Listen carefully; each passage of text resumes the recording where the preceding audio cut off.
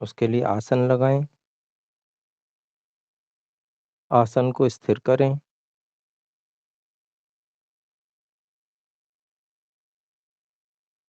मन में संकल्प करें कि अब हम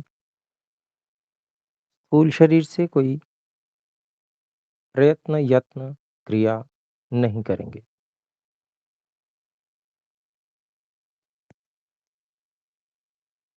और अनंत परमपिता परमात्मा में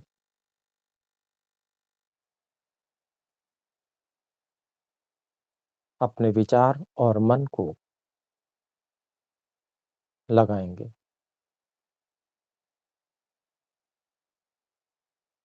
हे ईश्वर, आप अनंत, सर्वशक्तिमान, सर्वत्र व्यापक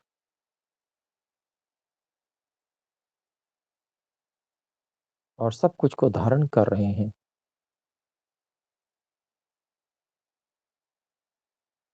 संसार की प्रत्येक वस्तु,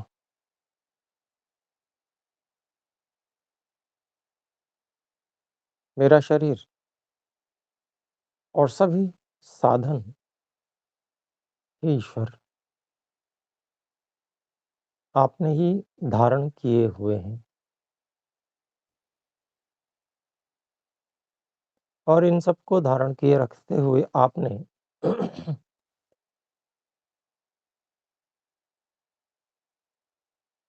निरंतर हम सब प्राणियों की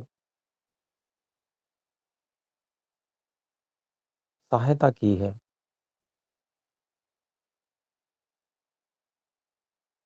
कर रहे हैं और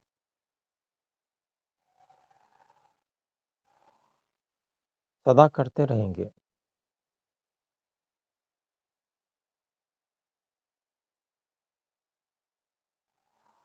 क्योंकि कर्मफल प्रदान का आपका संकल्प कदापि मिथ्या नहीं हो सकता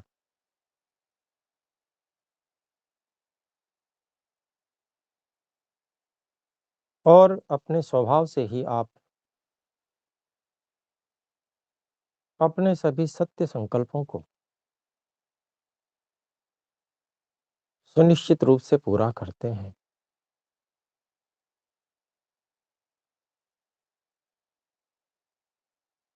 हे ईश्वर,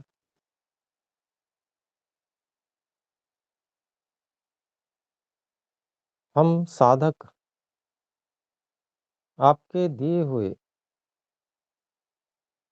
स्थूल शरीर रूपी अन्नमय कोश पर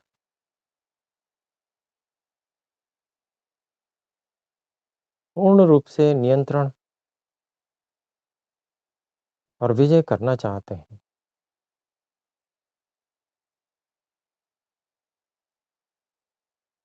जो कि हे ईश्वर आपकी ही सहायता से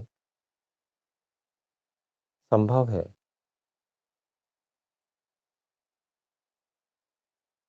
सामान्य सहायता तो आप निरंतर हम सबको प्रदान कर रहे हैं, परंतु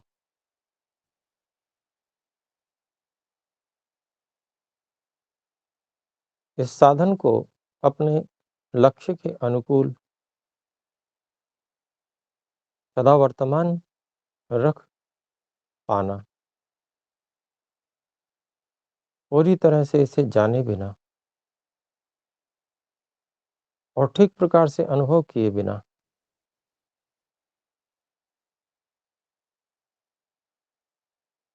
आपकी सहायता के बिना संभव नहीं है। हे ईश्वर, विशेष सहायता आपकी हमें अपेक्षित है।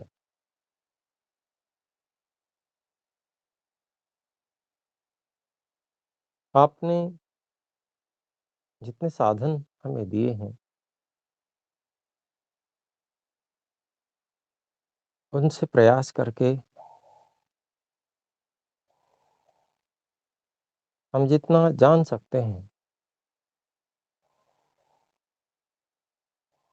शरीर को उतना जानने का हमने प्रयास किया। ऋषियों को आपने जो ज्ञान विज्ञान दिया, उसके माध्यम से भी हमने इसे जानने और समुचित बनाए रखने का प्रयास किया। परंतु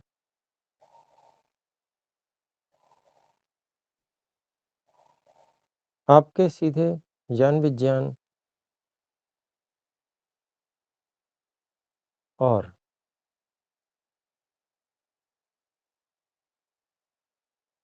सहायता के दिए हुए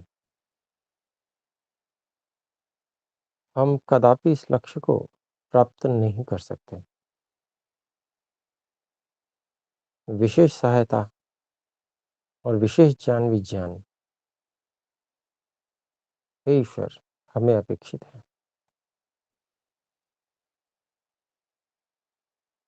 हमें आशा ही नहीं, पूर्ण विश्वास है कि हे प्रभु, आप दीनानाथ हैं। हम प्रयास करने वाले साधक, जो इस समय इस लक्ष्य की प्राप्ति में असफल होते-होते दीन हो गए हैं। हे प्रभु, आप ही हमारे नाथ हैं, आप ही हमारे स्वामी हैं और आप ही मार्गदर्शन करके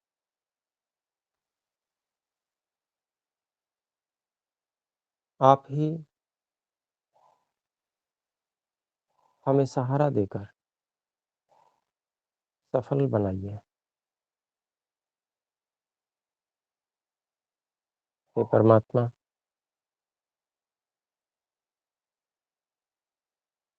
हमने शरीर में वात, पित्त और कफ, इन दोषों को इनके लक्षणों के आधार पर अनुभव करने का प्रयास किया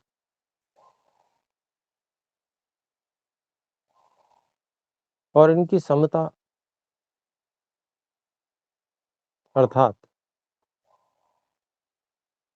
यथा समय जिसकी जैसी जहाँ अधिक अपेक्षा है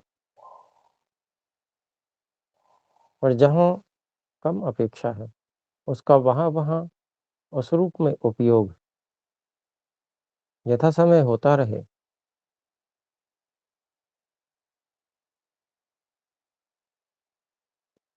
इस रूप में जो समता है,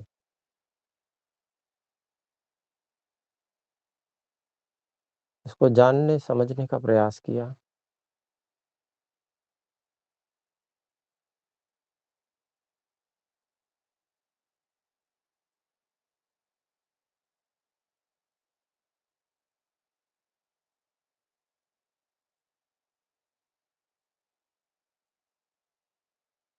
इसमें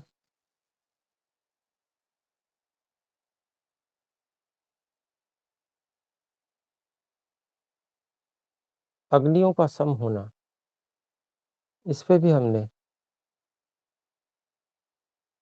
अनुभूति बनाने का प्रयास किया,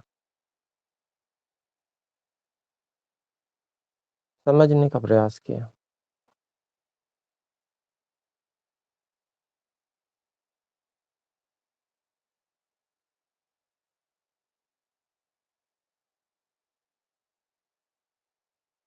भोजन काल के समय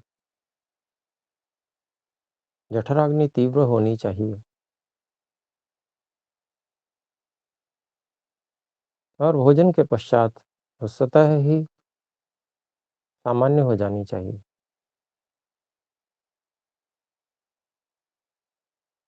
पाचन हो चुकने के पश्चात सामान्य स्थिति में आ जानी चाहिए।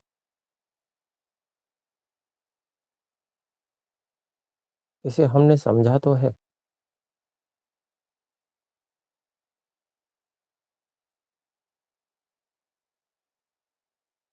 परंतु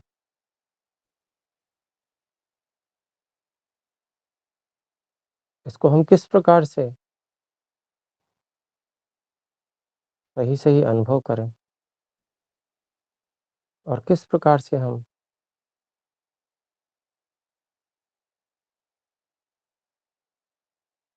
निर्णय करें। यदि कोई कमी है तो उसको किस प्रकार से दूर करें, उसके विषय में भी पूरी तरह से बहुत अच्छी प्रकार से हमें और अधिक प्रेरणा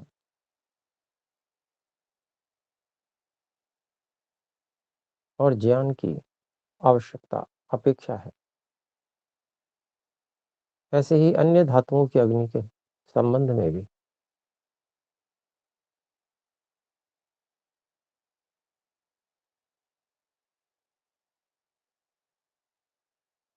हे ईश्वर,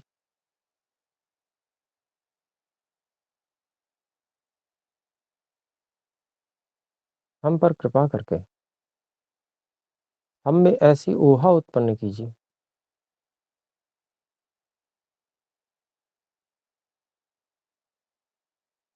कि यथा समय दीपन, पाचन और अनुलोमन की क्रियाएं सर्वत्र जठराग्नि से लेकर अन्य धातु अग्नियों में भी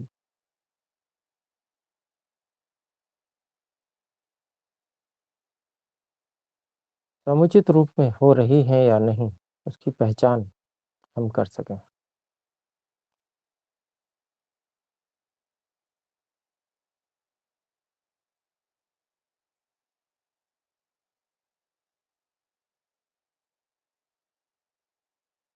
सामान्य रूप से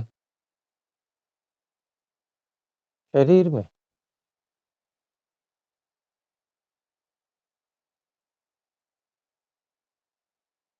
तेज भूख का लगना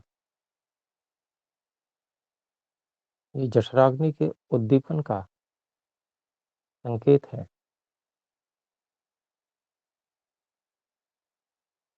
जठराग्नि के उद्दीपन के पश्चात पाचन का होना, भोजन कर लेते हैं, उसके बाद में पाचन का होना,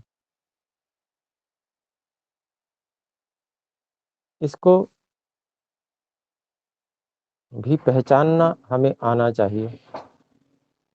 इसके अलावा समय से अनुलोमन हो रहा है या नहीं,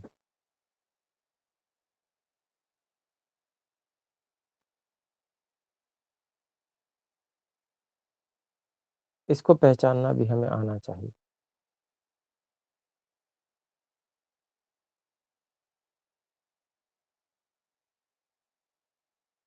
भूख को लगने के पश्चात भोजन कर लेते हैं, उस समय में शरीर में उष्णता उत्पन्न होती है।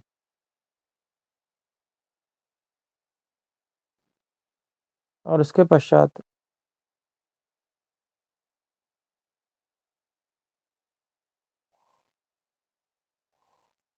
यदि समय से ठीक-ठीक अनुलोमन हो जाता है,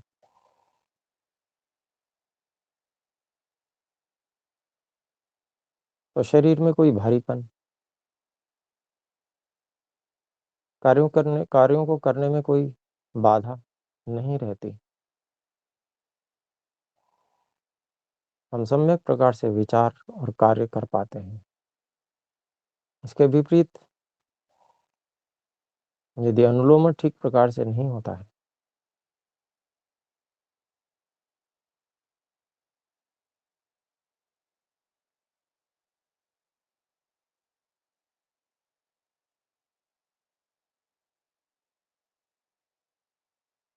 तो अनेक प्रकार की बाधाएं अनुभव में आती हैं। पाचन ठीक प्रकार से न होने पर पेट का फूल जाना,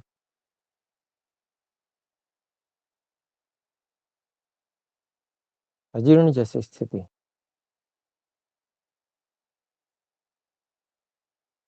और अनुलोमन न होने पर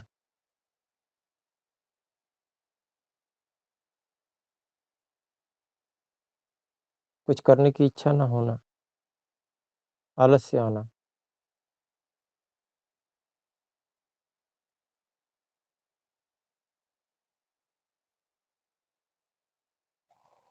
विचारशीलता में कमी होना इत्यादि समस्याएं देखने में आती हैं।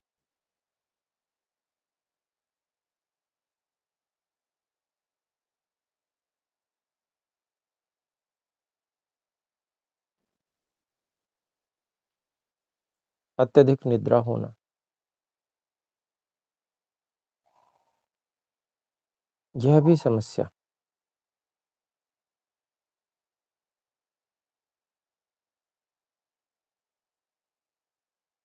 भोजन के बाद में अनुलोमन न होने के कारण से आती है।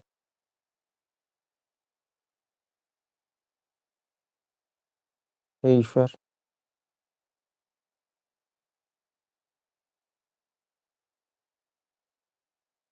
यदि जठराग्नि भली प्रकार से उद्दीप्त हो रही है, भूख अच्छी प्रकार से लग रही है और हम समुचित भोजन कर रहे हैं, फिर भी उसका पाचन ठीक से नहीं हो रहा या अनुलोमन ठीक से नहीं हो रहा,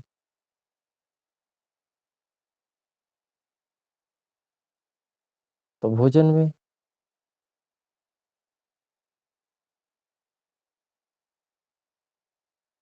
आग्नेय अंश और जलीय अंश दोनों की वृद्धि करने की अपेक्षा है।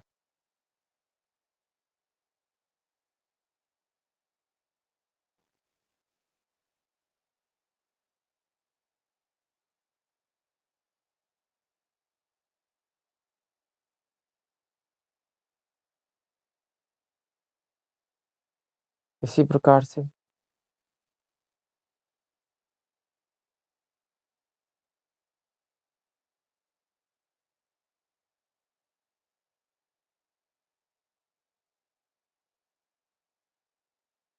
अन्य धातुओं की अग्नि में भी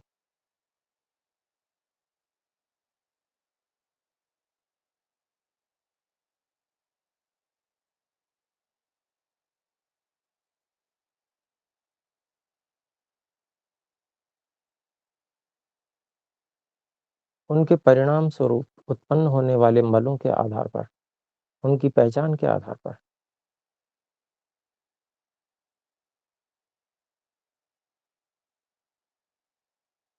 हम सही सही निर्णय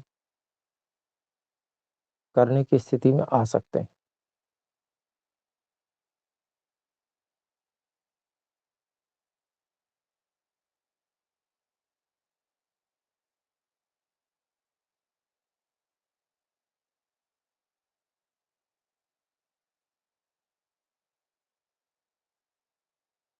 धातुएं तभी सम होंगी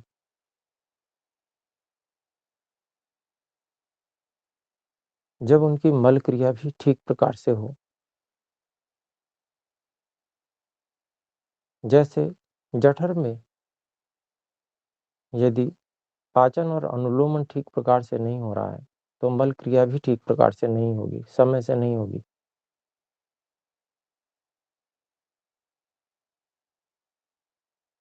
और यदि पाचन और अनुलोमन भली प्रकार से हो रहा है, तो समय से मल क्रिया और सम्यक रूप में होगी,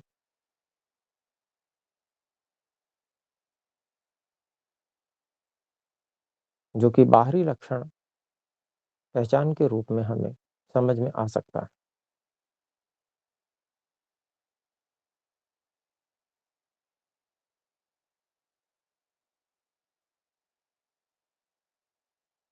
समय से मल क्रिया होने के पश्चात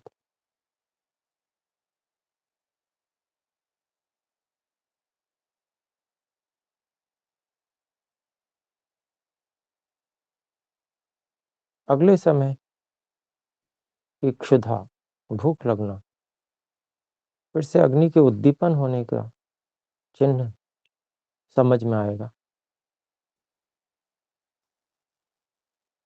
मल क्रिया में अपान वायु का ठीक प्रकार से निकल जाना, अपान वायु ठीक प्रकार से निकलने से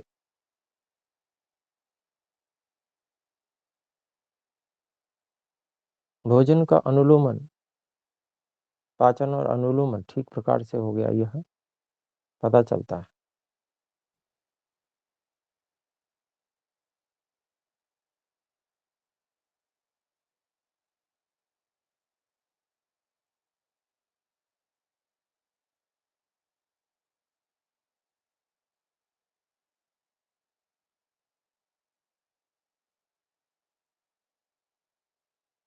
अन्य धातुओं में भी जो मल क्रिया है,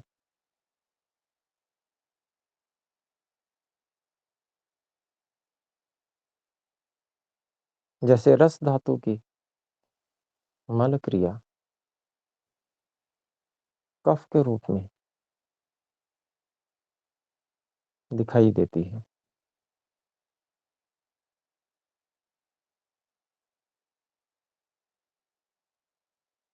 यदि भोजन का सम्यक पाचन होकर रस सम्यक रूप में बन गया है,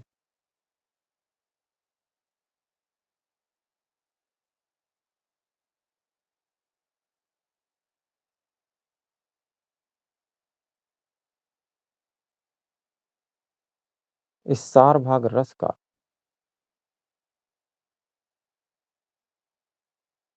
पाचन होकर रक्त में मिलना और कफ भाग का मल रूप में अलग हो जाना, जो पूरे शरीर में स्निग्धता देने का कार्य करता है।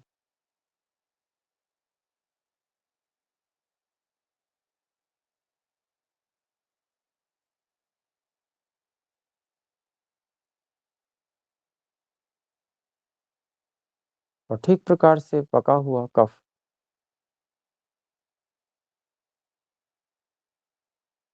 पूरे शरीर में ठीक प्रकार से सभी क्रियाओं को करता है, अन्यथा कच्चा कफ प्रतिशाय आदि उत्पन्न करता है, शरीर में अधिक शीतलता को उत्पन्न कर देता है।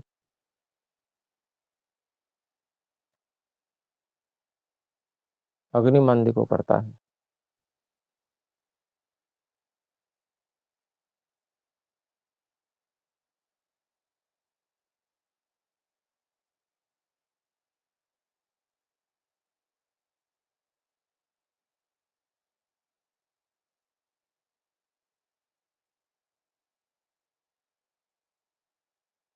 तो कफ ठीक प्रकार से समुचित रूप से पक रहा है और उसके बाद में वो शरीर में सही रूप में कार्य कर रहा है,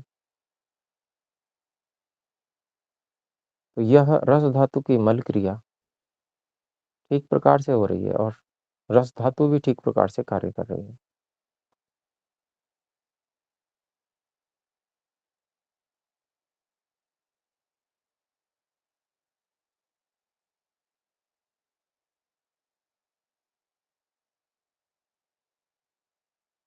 फिर रक्त धातु के ठीक प्रकार से पाचन होने पर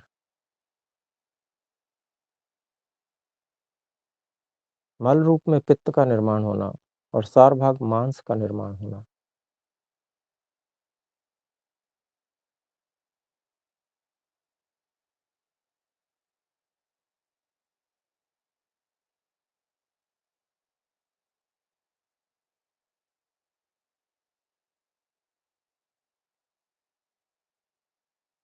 यदि भली प्रकार से रक्त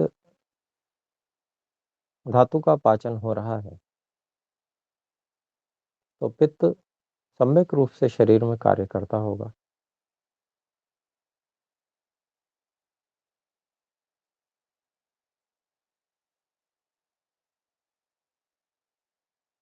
शरीर में जहाँ उष्णता की जितनी आवश्यकता है, उसको ठीक प्रकार से पूरा करता होगा।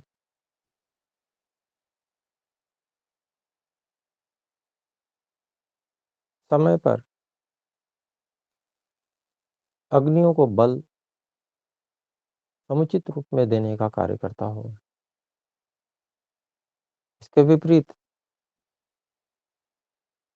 यदि रक्त धातु की अग्नि सम्यक रूप से कार्य नहीं कर रही है, तो मल रूप पित्त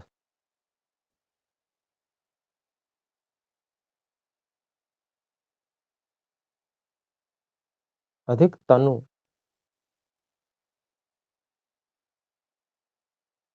अधिक जल मिश्रित होने के कारण से सम्यक उष्णता प्रदान नहीं करेगा। अग्नि भी मंद हो जाएगी।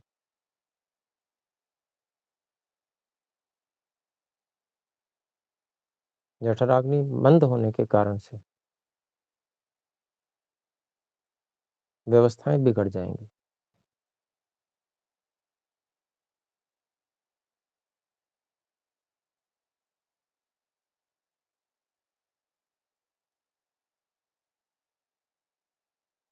रक्त धातु के परिपाक के परिणाम स्वरूप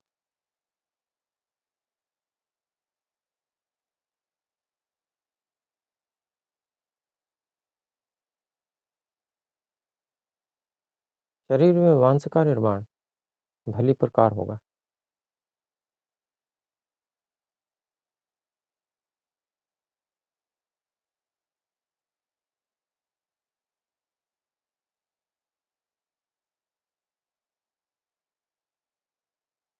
मांस धातु के परिपाक के परिणाम स्वरूप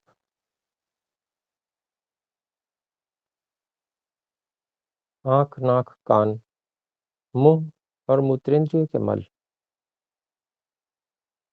भली प्रकार से निकलेंगे।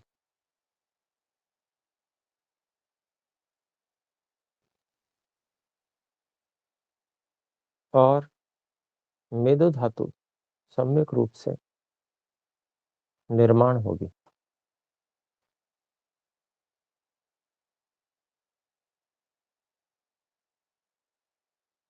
मेदो धातु के सम्यक रूप से निर्माण होने से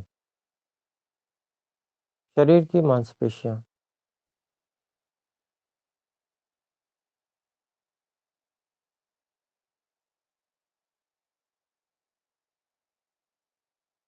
और उनके बीच में जो चिकनापन है और शरीर में एक सुनिश्चित सौंदर्य, स्निग्धता भली प्रकार से दिखेगी।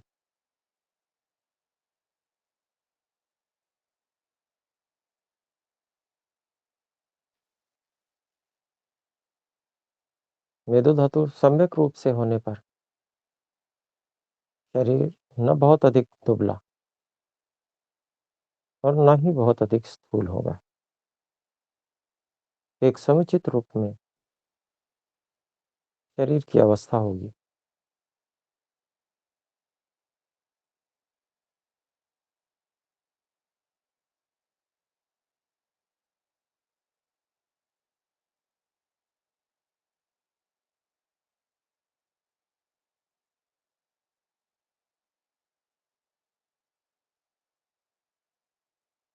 मांस धातु के परिपाक के परिणाम स्वरूप हमें निरीक्षण करना है कि हमारे आंख, नाक, कान, मुंह और मूत्रेंद्रिय के जो मल हैं वो भली प्रकार से निकल रहे हैं अथवा नहीं।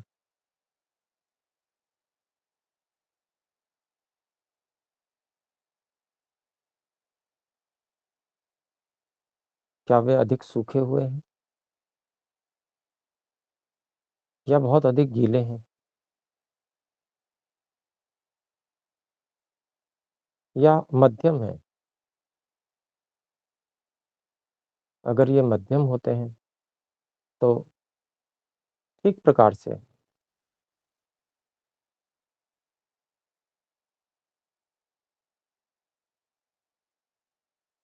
निकल पाते हैं।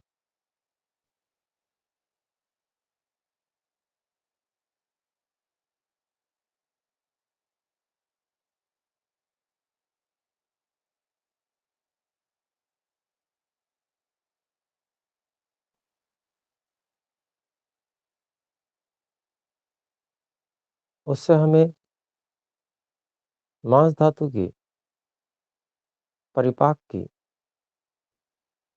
एक प्रकार से जानकारी होती है।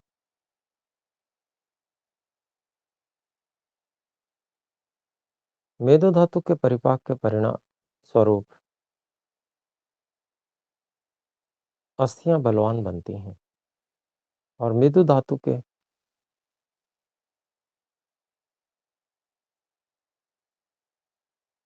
मल के रूप में पसीना, स्वेद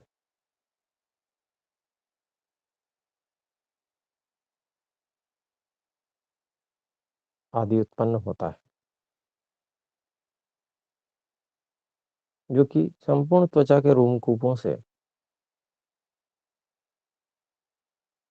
बाहर निकलता है। शरीर में ठीक प्रकार से पसीना आ रहा है, इसका मतलब समुचित है, इसका मतलब मेदु धातु ठीक प्रकार से कार्य कर रही है।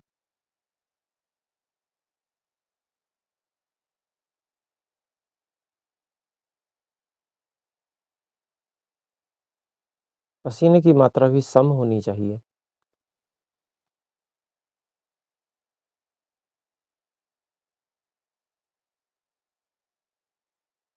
हे ईश्वर, इसकी पहचान और इसको किस प्रकार से हम नियंत्रित कर सकते हैं,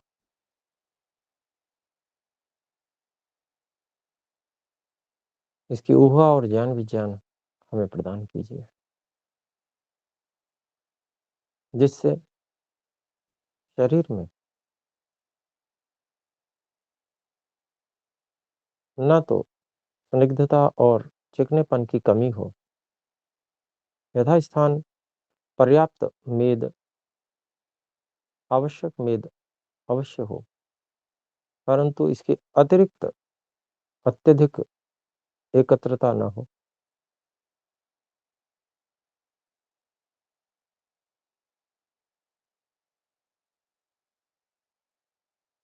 इसके लिए व्यायाम आदि उपायों को समुचित रूप में, अनुकूल रूप में हम अवश्य अपनाएं, जिससे पसीना ठीक प्रकार से शरीर से निकलता रहे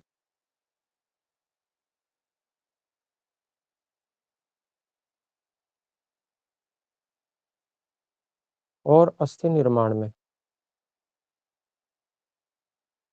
कोई बाधा उत्पन्न न हो। मेदो धातु से सम्यक परिपाक होने पर अस्थि परिपुष्ट होती है।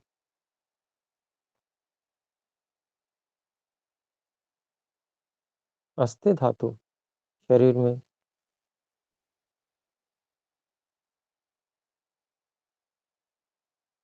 सर्वत्र है।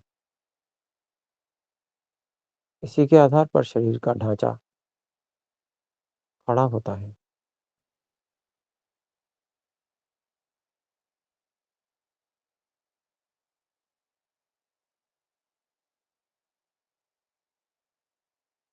अस्थि धातु का परिपाक होने के परिणाम स्वरूप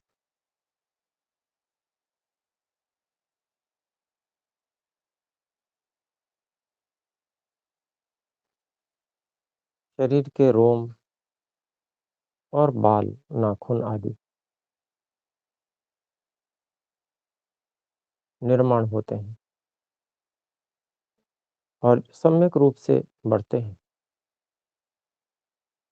इनका समुचित रूप से बढ़ना और उत्पन्न होना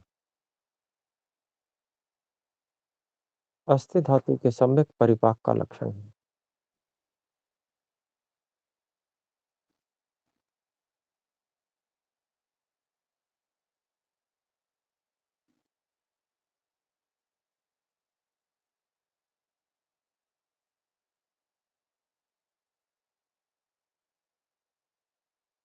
हे ईश्वर, हमारे शरीर में अस्थियां सम्यक भार युक्त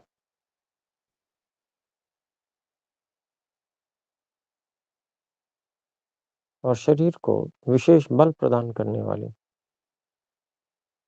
बलयुक्त हों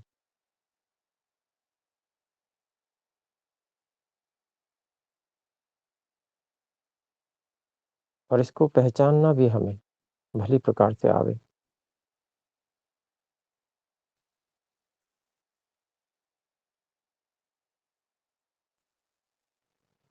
हे ईश्वर, जो आपने पहचानने के तरीके हमें बताए हैं बल क्रिया के द्वारा, इसके सम्यक परिपाक को हम पहचान पावे, इसके लक्षणों के द्वारा हम समझ पाए और इसमें जो सुधार अपेक्षित आवश्यक हो उसकी ऊहा भी हमको प्रदान करने की कृपा करें। हे ईश्वर, हम जानते हैं कि एक दिन ध्यान करने से कोई हमें ये सारा ज्ञान हो जाएगा, ये आवश्यक नहीं है। इसे इसके लिए हमें निरंतर साधना करनी होगी। एक-एक विषय को लेकर हमें ध्यानावस्थित होकर एक-एक धातु पे चिंतन करना होगा, निरीक्षण करना होगा। धातुओं के मलों को एक-एक करके निरीक्षण करना होगा। पहले कैसी स्थिति थी और अब उससे क्या भिन्नता आई है।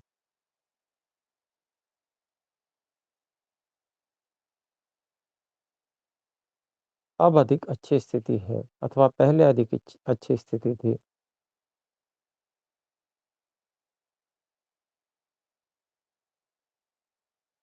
हे ईश्वर, आप तो निरंतर सहायता कर ही रहे हैं,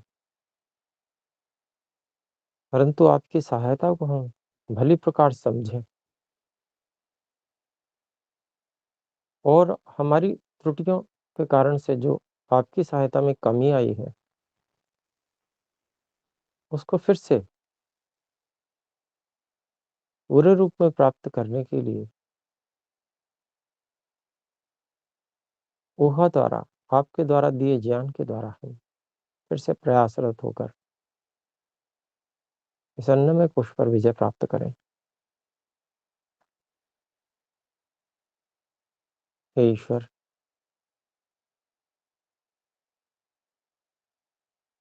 अस्थि के सम्यक परिपाक होने पर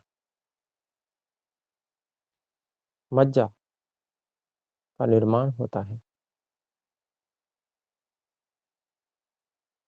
ये अस्थियों के बीच वाला भाग ही मज्जा है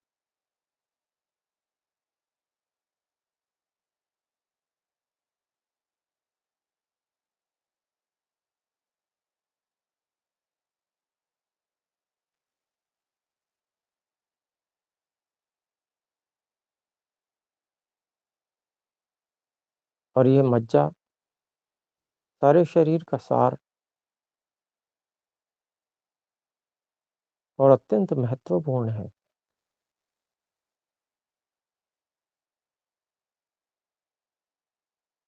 मज्जा धातु शरीर में सम्यक रूप से उपस्थित होने पर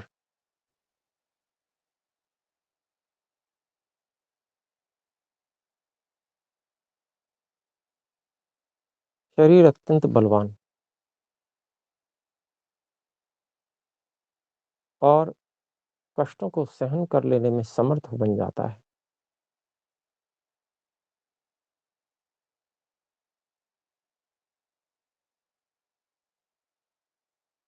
हे ईश्वर, ये मज्जा धातु यदि ठीक प्रकार से परिपाक को प्राप्त होती है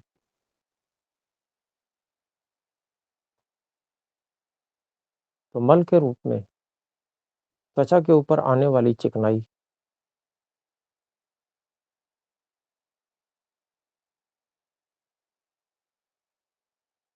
और आंखों आदि में जितनी चिकनाई की आवश्यकता है, जो सूक्ष्म इंद्रिय गोलक है, वहाँ जो चिकनाई की आवश्यकता है, वो पूरी होती है।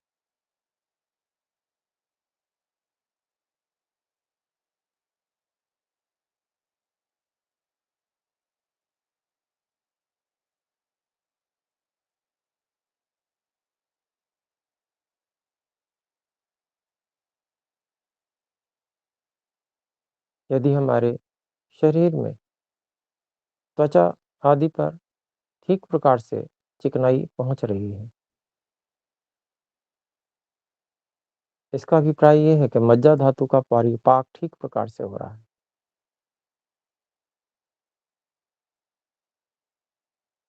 नेत्रेंद्रिय आदि जो सूक्ष्म इंद्रिय विभाग हैं, इनमें रुक्षता, कर्कन इत्यादि ये नहीं है, सम्यक रूप से ये कार्य कर पा रही हैं। इसका अभिप्राय ये है कि मज्जा धातु भली प्रकार से परिपाक को प्राप्त हो रही है।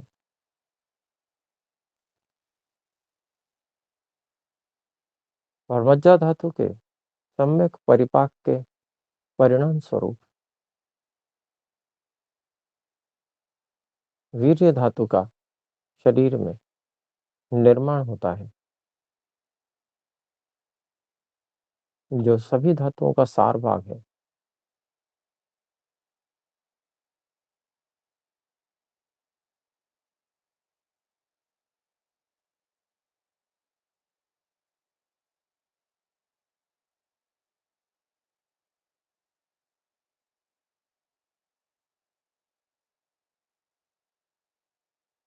हड्डियों के बीच में जो मज्जा भाग, इससे कि वीर्य का निर्माण हो रहा है, उसके परिपाक के परिणाम स्वरूप वीर्य पूरे शरीर में व्यापक है और सारे शरीर को उत्साह और बल प्रदान कर रहा है।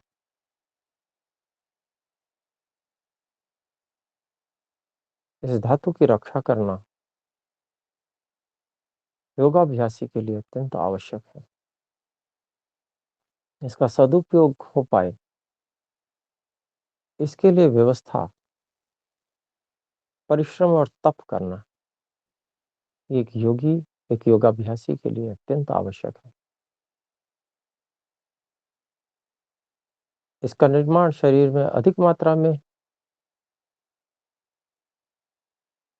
न हो, बल्कि समुचित मात्रा में हो। जितना हम इसका सम्यक उपयोग कर पावे, उतनी मात्रा में हो, यह आवश्यक है।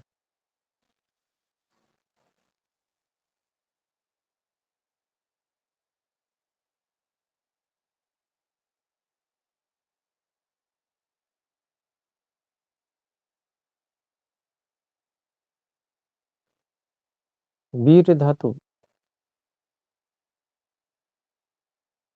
स्त्री पुरुष शरीर में दोनों में जब परिपाक को प्राप्त होती है,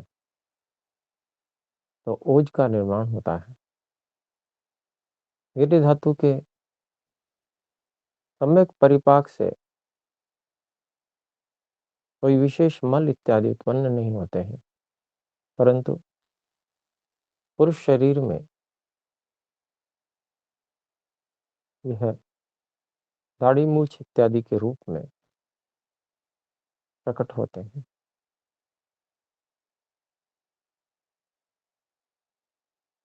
स्त्री शरीर में विशेष सुंदरता इत्यादि के रूप में यह ओज के रूप में प्रकट होते हैं।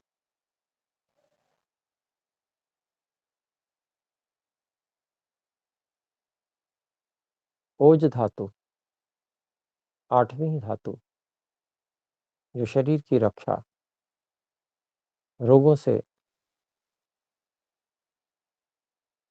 रक्षा करने के कार्य में विशेष रूप से आती है। ओज शरीर में अत्यंत उत्साह के रूप में देखने में आता है। सभी कार्यों में विशेष रुचि और उत्साह वीर्य धातु के परिपाक का विशेष लक्षण है।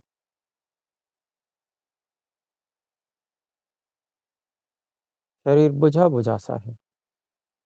कार्यों को करने में यदि उत्साह नहीं है,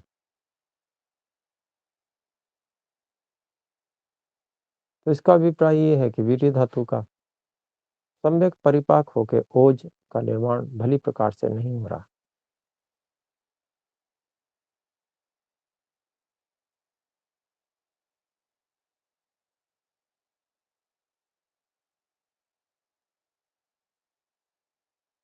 वीर्य धातु नष्ट भी हो सकती है, क्योंकि एक तरफ से जब हम भोजन करते हैं, उसके निर्माण उससे जो निर्माण होता है, उस निर्माण की आगे-आगे की प्रक्रिया ठीक प्रकार से चलती जाती है। तो अंत में यदि वीर्य धातु का ओज में परिवर्तन होकर सम्यक उपयोग नहीं होता, तो वो नष्ट हो जाता है।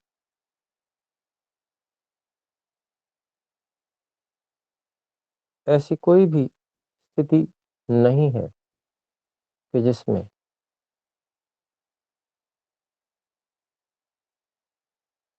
आगम तो हो पर व्यय ना हो। ऐसा कोई उपाय नहीं है वीर्य रक्षा का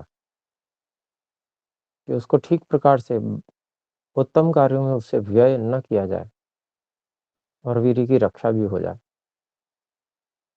थोड़े समय तक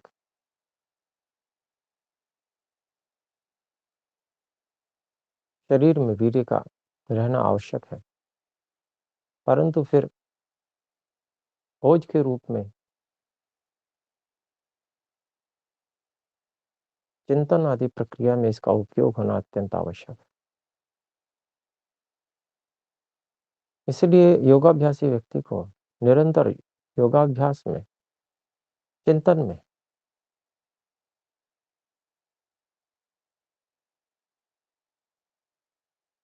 दोनों समय संध्या काल में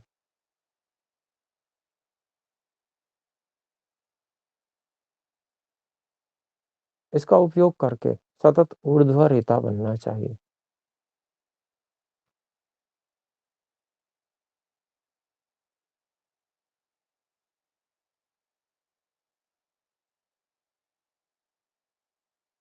शरीर पूरी तरह से स्वस्थ है, सभी धातुओं की अग्नियों के द्वारा, जठराग्नि के द्वारा भी दीपन, पाचन और अनुलोमन की क्रियाएं सम्यक प्रकार से संपन्न होने से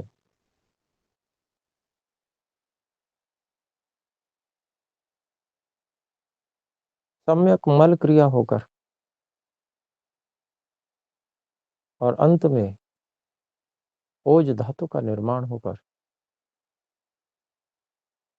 सारे शरीर में उत्साह का संचार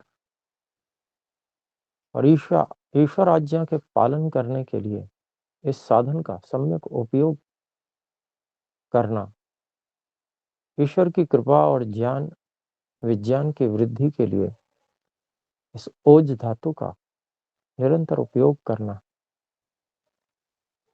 ईश्वर की कृपा को विशेष रूप से प्राप्त करना। हे ईश्वर, आपकी कृपा को प्राप्त करना, यही हमारा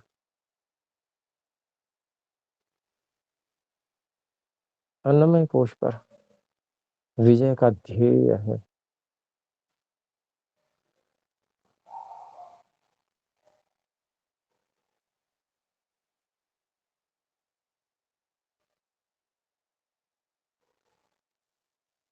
इसलिए हे ईश्वर,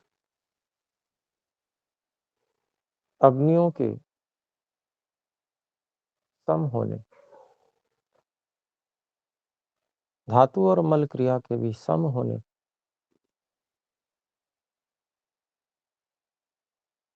पर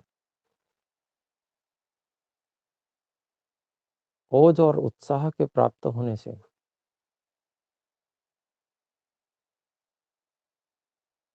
आत्मा, इंद्रिय और मन के प्रसन्न रहने पर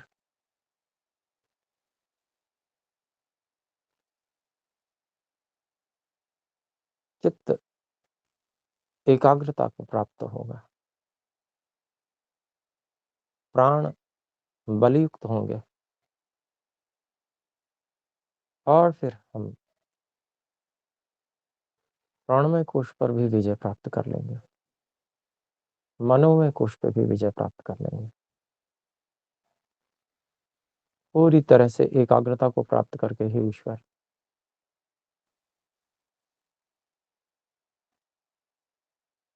सांसारिक सूक्ष्मताओं में से आगे बढ़ते हुए आपकी सूक्ष्मता तक भी हम निश्चित रूप से पहुंच जाएंगे। ईश्वर इस क्रम में हमें पिरोए रखिए। हम आपकी इस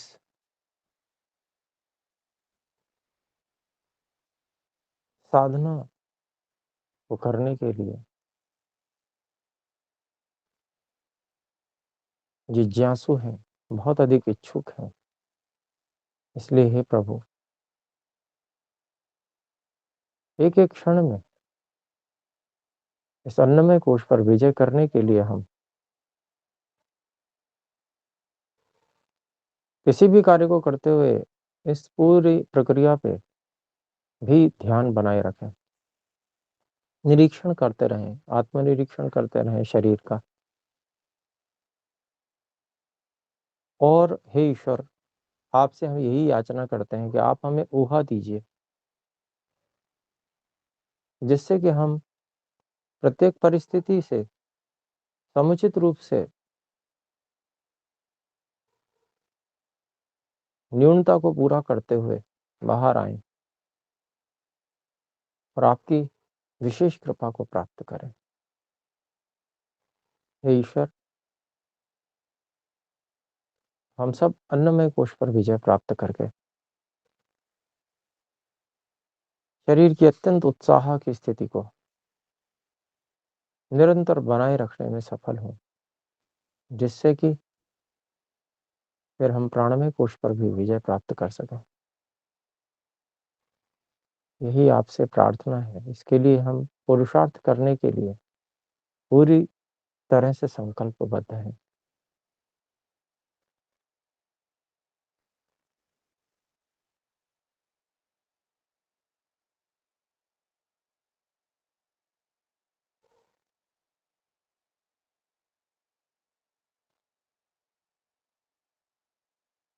दोनों हाथों को परस्पर रगड़ें,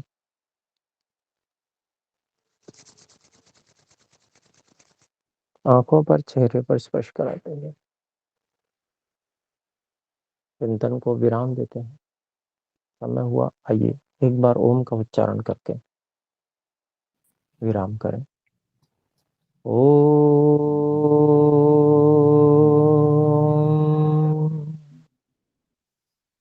सभी को